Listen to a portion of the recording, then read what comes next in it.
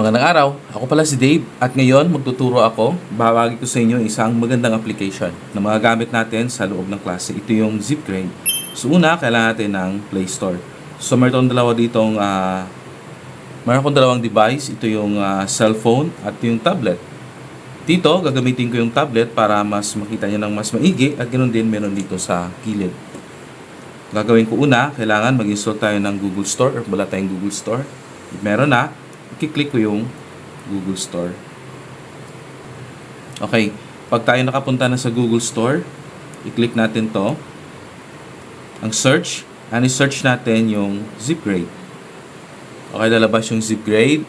So, i-install natin. After mag-install, i-click natin yung open. After mag-click natin yung open, meron ditong quizzes, meron ditong new class, new student, tags, and subscription. Isa-isahin natin kung paano gumagana to. Una, i-click ko muna yung new class. I will click new class and ita-type ko kung ano yung section na tinuturuan ko. In my case, tatlo yung section. Yung isa dito is grade 11 ICT Android. Tapos i-click ko yung save. Wala siyang students and wala pa siyang quizzes. So gagawa ako ngayon ng i-entry ko yung isa sa mga students ko. Gagawa tayo ng example. Halimbawa, yung pangalan ng estudyante ko si Dave.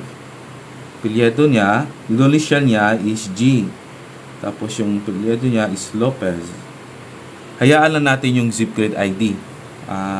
Ganyan lang yan, no? Kasi mamaya gagamitin natin yan. Yung external reference number, depende nyo paglalagyan ninyo. Sa akin, I leave it blank.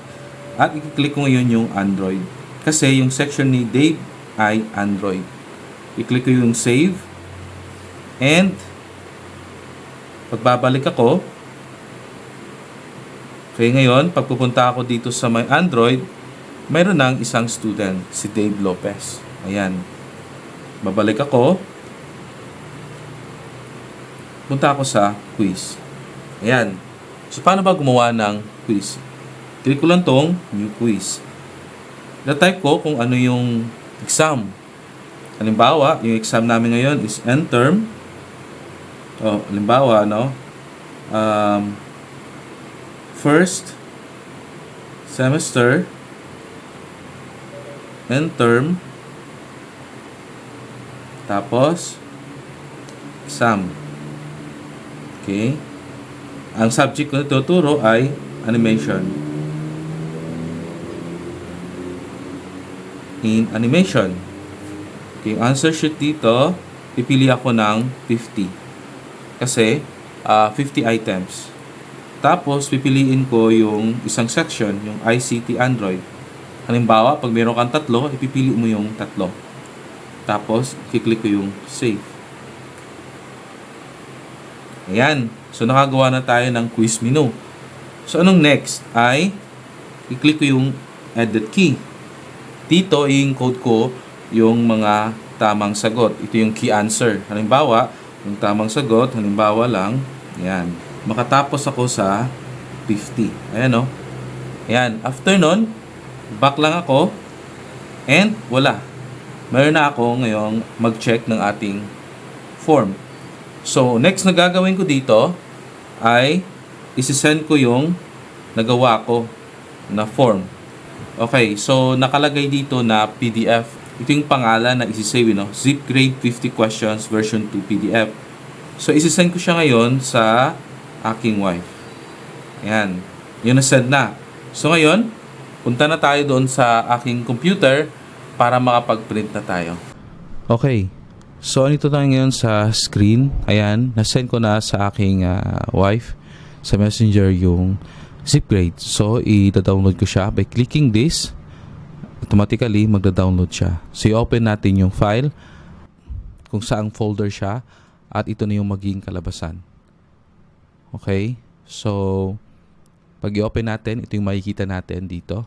Yung Students ZipGrade ID na kung saan dito ilalagay natin yung ZipGrade ID na nakita natin kanina sa estudyante.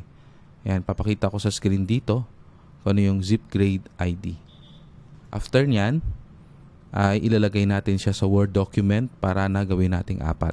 So, divide ko siya sa 4 para na 4 na estudyante sa isang papel.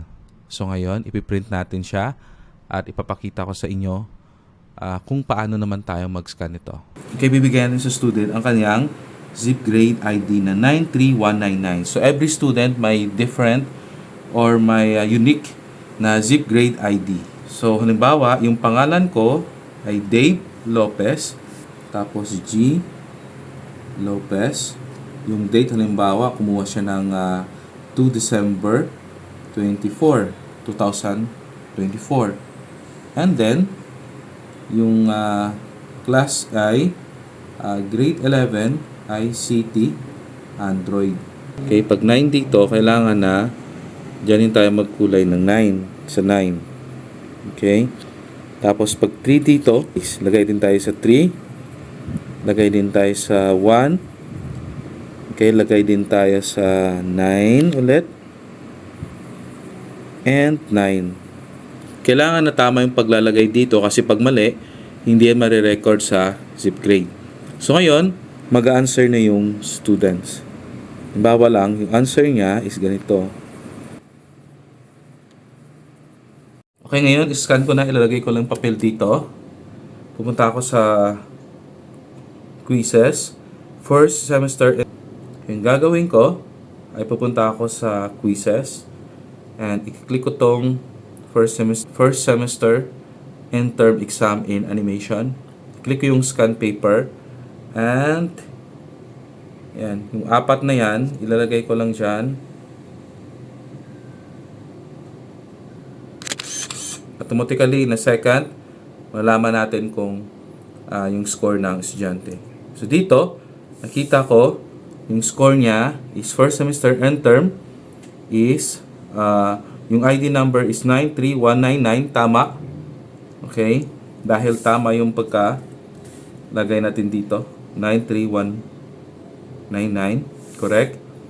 Out of 50, 23 lang siya, 46%. Okay? Review natin yung paper. Nakalagay Dave J. Lopez. Mean to say, tama yung pagkakagawa ng estudyante. And pag i-click ko to, makikita ko dyan yung kanyang zip ID. Ayan, kompleto. Tapos ito yung wrong na sagot. X. At yung itong tama sana, yung E, D, itong yellow na mga kulay, yun yung tamang sagot sana. At yung green, ito yung nasagutan niya ng tama. Okay? Papunta ako dito sa may yan, Android. Automatically, pupunta yung na-check natin doon mismo sa section ng estudyante kasi si Dave Lopez ay na-enrolled sa section ng Android, grade 11. Okay? Ganun din, pag i-click ko yan, makikita ko yung score niya, 23 out of 50. Okay, after nito, if nagustuhan natin, punta tayo sa subscription, i-click natin yung subscription for Chase kasi pag hindi tayo nakapag-subscribe, magbayad ay meron lang siyang 100 na scan. So ngayon, meron akong 96 na natira. So kulang yon if meron akong 150 students. So activate ko lang yung 1 year unlimited grading. Pwede nating i-share yung ating pwede nating i-share yung ating zip grade na account sa 5 device. So, kung 389, i-divide natin sa 5 kayong teacher, pwede na kayong gumamit ito for 1 year. 5 kayo.